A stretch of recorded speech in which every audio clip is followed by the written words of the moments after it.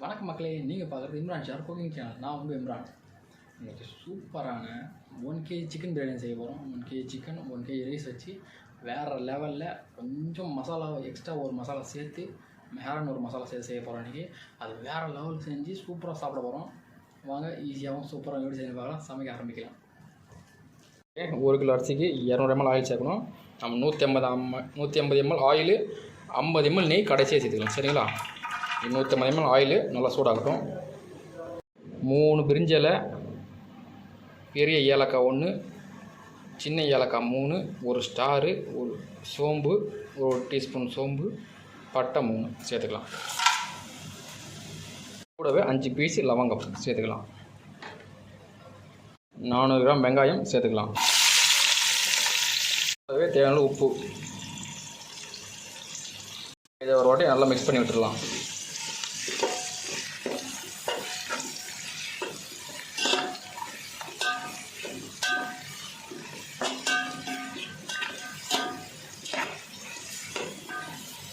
வெங்காயம் இன்னும் வதங்கலை. இந்த பிரியாணியில் வெங்காயம் வதக்கிறது மட்டும்தான் கொஞ்சம் லேட் ஆகும். மற்றபடி டக்குன்னு வேலை முடிஞ்சிடும். வெங்காயம் வதங்கி அந்த பொன்னிறம் ஆகணும். அதுதான் இதில் மெயின் கான்செப்டே. இப்போ என்ன உடனே இன்றைக்கே சாப்பிட்டு முடிச்சிடுவேன் அப்படின்னாக்கா இப்போ இருக்க பாருங்கள், இந்த அளவுக்கு ப்ரௌன் தான் போதும். நான் இன்றைக்கே சாப்பிட்டு முடிச்சிடுவேன் அப்படின்னா, ஒருவேளை மிஞ்சி நாளைக்கு வச்சு சாப்பிட்ணுன்னா கெட்டு போயிடும். இந்த அளவுக்கு ஆனியன் பச்சையாக இருந்துச்சுன்னா கெட்டு போயிடும். இதே நல்லா ப்ரௌன் ஆனதுக்கப்புறம் செஞ்சுன்னு வச்சுங்க, நாளைக்கு கூட வச்சு சாப்பிட்லாம், பிரியாணி கெட்டு போகாது. அதுவும் இல்லாமல் நல்லா ஃப்ளேவர் வரும். அந்த ஆனியன் ஃப்ளேவர், ப்ரௌனு பொரிச்ச ஆனியனோட ஃப்ளேவர் பிரியாணியில் வரும் பாருங்கள். அடாடாடா, அது வேறு மாதிரி இருக்கும். ஸோ எப்போவும் நீங்கள் உடனே சாப்பிட்டாலும் சரி, லேட்டாக சாப்பிட்டாலும் சரி, ஆனியனை நல்லா ப்ரௌன் ஆனதுக்கப்புறம் செய்யுங்க. சரிங்களா? வெயிட் பண்ணுவோம், தப்பு இல்லை. ஒரு நல்ல பிரியாணி சாப்பிட்ணுன்னா கொஞ்சம் வெயிட் பண்ணுறதுல தப்பு இல்லை. என்ன சொல்கிறது? இப்போ தான் சூப்பராக ப்ரௌனாக இருக்க பாருங்கள் வெங்காயம். இந்த அளவுக்கு ப்ரௌன் ஆனால் தான் நம்ம பிரியாணி டேஸ்ட்டாகவும் இருக்கும், சீக்கிரம் கெட்டும் போகாது. சரிங்களா? இப்போ அடுத்தடுத்து என்ன போடுறதுன்னு பாருங்கள். இஞ்சி பூண்டு பேஸ்ட்டு 200 கிராம் கொஞ்சம் தண்ணியாக அரைச்சிட்டேன், அப்படியே சேர்த்துக்கலாம்.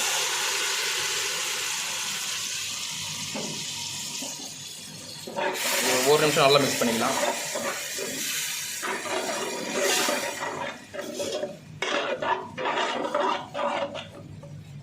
இஞ்சி பூண்டோட பச்சை வாசனைலாம் போயிடுச்சு. இப்போ 400 கிராம் தக்காளி, 4 பச்சை மிளகா சேர்த்துக்கலாம். சேர்த்து இது ஒரு வாட்டி நல்லா மிக்ஸ் பண்ணி விட்டுடலாம்.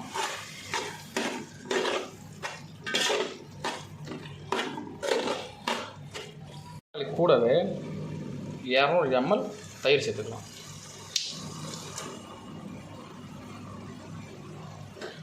200 ml தயிர் சேர்த்தாச்சு. இது ஒரு வாட்டி நல்லா மிக்ஸ் பண்ணிக்கலாம்.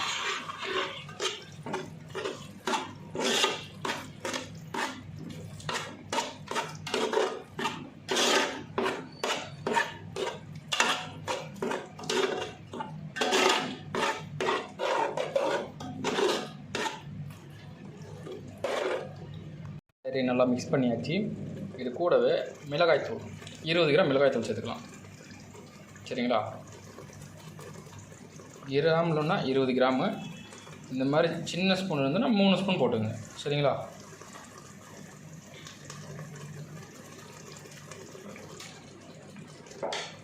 இது மெஹரான் பிரியாணி மசாலா. இந்த ஃப்ளேவர் எனக்கு ரொம்ப பிடிக்கும், அதனால் நான் இது சேர்க்குறேன்.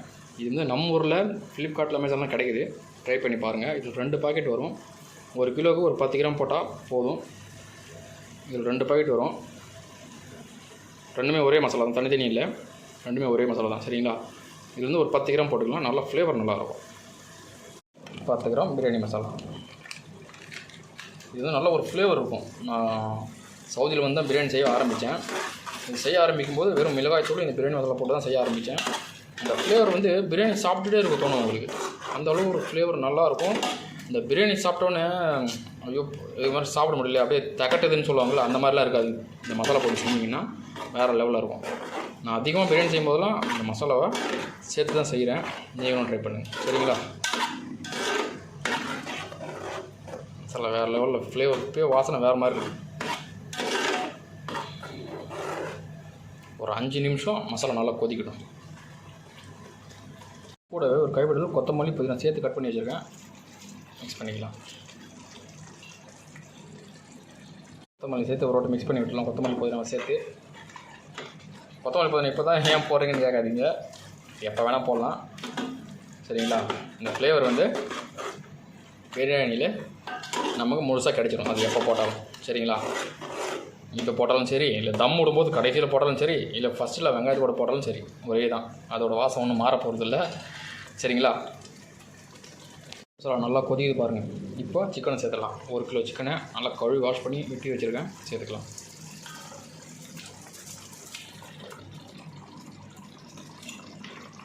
சேர்த்து ஒரு வாட்டி நல்லா மிக்ஸ் பண்ணி விட்டுடலாம். சிக்கன் ஒரு 10 நிமிஷம் நல்லா மசாலா கூட கொதிக்கட்டும். சரிங்களா? அப்போ தான் அந்த மசாலாலாம் சிக்கனில் இறங்கும். சிக்கன் இல்லைன்னா அப்படி சப்புன்னு இருக்கும். நல்லா இந்த மசாலா கூட வேகிச்சுன்னா அந்த மசாலாலாம் நல்லா இறங்கி நல்லா ஜூஸியாகவும் நல்லா டேஸ்ட்டாகவும் இருக்கும். ஒரு 10 நிமிஷம் மசாலா கூட கொதிக்கட்டும். அடுப்பை மீடியம்லேயே வைங்க, அப்போ மிக்ஸ் பண்ணி விடுங்க. அதிலே 10 நிமிஷம் நல்லா சிக்கன் மசாலாவோட கொதிச்சிருச்சு. இப்போ தண்ணி சேர்த்துக்கலாம். தண்ணி வந்து எப்பவும் சேர்க்குற அளவு தான், 1க்கு 1.25.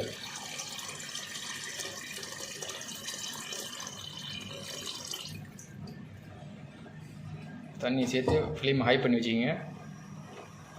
ஒரு 5 நிமிஷம் கொதிச்சா போதும். நல்லா பபுள்ஸ் வந்ததுக்கப்புறம் ரைஸ் சேர்த்துடலாம். ஏன்னா ரொம்ப கொதிக்க விட்டோம்னா சிக்கன் எல்லாம் பாஸ் ஆகிடும். சரிங்களா? அதனால் 5 நிமிஷம் நல்லா பபுள்ஸ் வந்ததுக்கப்புறம் உப்பு காரம் மட்டும் டேஸ்ட் பண்ணிட்டு அரிசியை போட்டுற வேண்டியதான். நல்லா கொதிக்குது பாருங்கள். 10 நிமிஷத்தில் சூப்பராக கொதிக்குது. நான் உப்பு காரம் புளிப்பெல்லாம் டேஸ்ட் பண்ணிட்டேன், எல்லாமே கரெக்டாக இருந்துச்சு. மிளகாய்த்தூள் மட்டும் கொஞ்சம் கம்மியாக இருந்துச்சு. நான் 3 டேபிள் ஸ்பூன் போட்டல, இன்னும் 1 ஸ்பூன் சேர்த்து போட்டிருக்கேன். சரிங்களா? 4 டேபிள் ஸ்பூன் சேர்த்துங்க. அந்த ஸ்பூனாக இருந்தால், அதோட கொஞ்சம் பெரிய ஸ்பூனாக இருந்தால் 2 போடுங்க. நான் கொஞ்சம் காரமாக சாப்பிடுவேன், உங்களுக்கு அந்த 3 ஸ்பூனே கரெக்டாக இருக்கும். சரிங்களா? ஏன்னா பச்சை மிளகாவும் சேர்க்குறோம், அந்த பிரியாணி மசாலாவும் சேர்த்துறோம், அதுலேயும் ஸ்பைசி இருக்குது. ஸோ 3 ஸ்பூனே உங்களுக்கு கரெக்டாக இருக்கும். நம்ம கொஞ்சம் காரசாரமாக சாப்பிட்றோம், என் ஃப்ரெண்ட்ஸ் எல்லாம் நல்லா காரமாக சாப்பிடுவாங்க இருக்கிறவங்களும், அதனால் நான் கொஞ்சம் காரம் சேர்த்துக்கிட்டேன். நீங்கள் வந்து 3 ஸ்பூனே போடுங்க, அது கரெக்டாக இருக்கும். சரிங்களா? இப்போ நல்லா பபுள்ஸ் வருது, ரைஸை சேர்த்துக்கலாம். பாஸ்மதி ரைஸு ஒரு 5-6 வாட்டி நல்லா கழுவிட்டு 1 மணி நேரம் ஊற வச்சு எடுத்துருவோம், சேர்த்துக்கலாம்.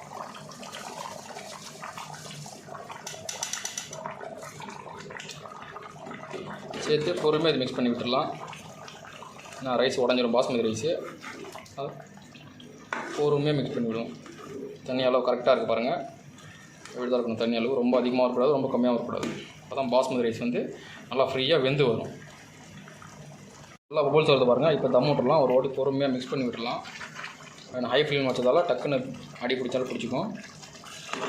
ஒரு வாட்டி பொறுமையாக இப்படி மிக்ஸ் பண்ணி விட்டுட்டு அவ்வளோதான். இப்போ தம் விட்டுடலாம். நான் வந்து இவ்வளோ தான் தம். இதுக்கப்புறம் வந்து நான் ரொம்ப தண்ணி சுண்டலாம் விட மாட்டேன்.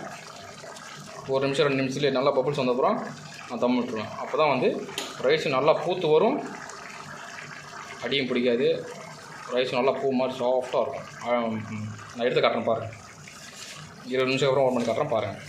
நம்ம தம் விட்டுற ஸ்டைலும் தெரியும் உங்களுக்கு, நியூஸ் பேப்பர் தான். 20 நிமிஷம் ஓப்பன் பண்ணி காட்டுறேன் பாருங்கள். 20 நிமிஷம் ஆச்சு. இப்போ நம்ம பிரியாணி ஓப்பன் பண்ணி பார்க்கலாம்.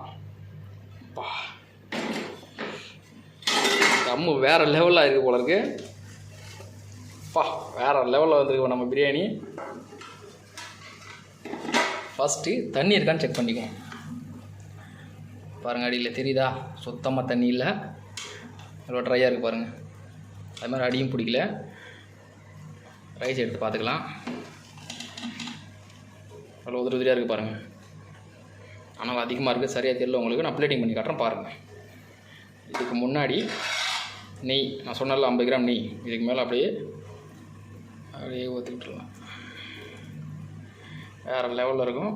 அப்படியே கொஞ்சம் கொத்தமல்லி புதினாவை தூவி விட்டுடலாம். அவ்வளோதான் மக்களே. இப்போ பிளேட்டிங் பண்ணி காட்டுறேன். வேறு லெவலில் சாப்பிட போகிறேன் பாருங்கள். மக்களே, நம்ம பிரியாணி பாருங்கள் எவ்வளோ சூப்பராக இருக்குங்க. கிட்ட காமிங்க. வேறு லெவலில் இருக்குது பாருங்கள் நம்ம பிரியாணி. இப்போ சாப்பிட போகிறேன். சாப்பிட்டு டேஸ்ட் பண்ணி சொல்கிறேன் எப்படி இருக்குங்க. வேறு லெவலில் சொல்கிற பிரியாணி வேறு லெவலில் இருக்குது. சிக்கன் இருக்குது வேறு லெவலில் செம்ம டேஸ்ட்டு. ஸோ கண்டிப்பாக ட்ரை பண்ணி பாருங்கள். சிம்லெட்டில் போய் சப்ஸ்கிரைப் பண்ணுங்கள். மீண்டும் சூப்பர் ரெசிபியோட நான் பார்த்தீங்கன்னா இப்போ நான் பிரியாணி சாப்பிட போகிறேன். பாய்.